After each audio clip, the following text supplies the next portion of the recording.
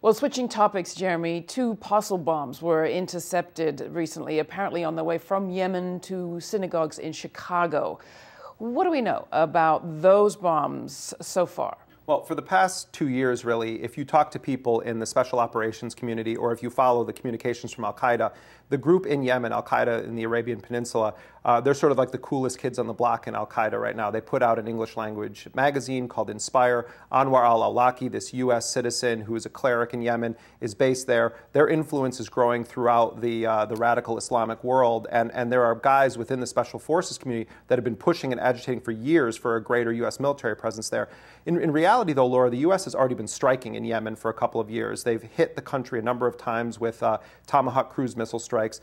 Teams from the Joint Special Operations Command have been engaged in what are called kinetic operations on the ground, where they're actually hunting down and killing individuals that they say are allied with al-Qaeda. And so with the news that there were potentially parcel bombs that were placed on cargo planes, or maybe some of them were at a time on passenger planes, I don't think it came as a big surprise to people that had been following this. And I think that many of the people in Yemen that are allied with al-Qaeda of the Arabian Peninsula would perceive the United States as already going to war against them. So it could be that this is a potential blowback that we're seeing. The other message we've been hearing, and this came out of the UK over the weekend, was this was the stopping of these bombs was a great example of collaboration and good work amongst different parties. And the US has been talking about its relationship with security forces in Yemen. Well, what's the nature of that relationship? Yemen could hardly be called a government at all. I mean, this is a very fragile, fake government that's propped up largely by the US and Saudi governments.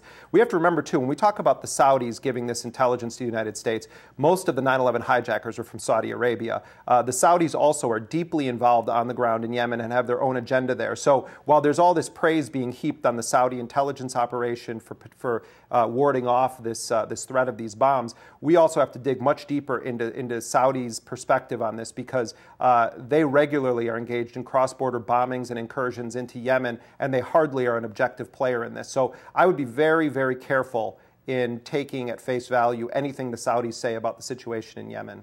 And to ask that dread question, why, if indeed these parcel bombs came from al-Qaeda in Yemen, what about the U.S. record there? You talked about strikes. Who've they been striking? And didn't we get a story last year, was it December, of a U.S. strike killing 42 civilians? Yeah, there have been several very deadly strikes that even the Yemeni authorities say hit civilians in that country. And I think that this is being perceived in much of the Arab and Muslim world as another sort of paper tiger war that the United States is waging against a very soft ally. What the U.S. is doing in Yemen is training their so-called elite special forces, but in reality it's a cover for the United States to have its own operatives on the ground. The big story now is whether or not the CIA is going to take the lead on U.S. military operations in Yemen, and that's significant, Laura, because if the CIA does it, it's going to be very hard for the Congress to oversee it, and it also means that the president has much more space to conduct military actions where he wouldn't if he was just simply going through the U.S. military chain of command. And finally, based on your recent reporting on the ground in Afghanistan and what is leading to support for the Taliban, not love for their ideology mostly, what do you think would encourage or discourage the growth of al-Qaeda in Yemen?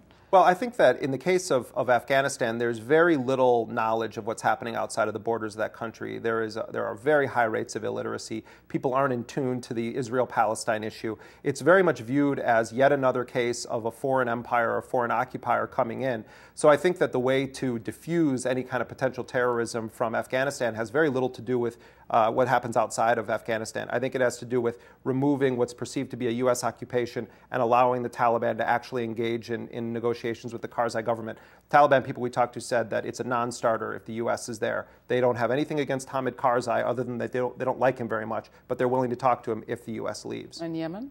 And in the case of Yemen, I think that it has everything to do with the perception that the U.S. and Israel are ganging up on the Muslim and Arab world. I also think that what the U.S. is doing in Yemen is really inflating the prominence of al-Qaeda in the Arabian Peninsula.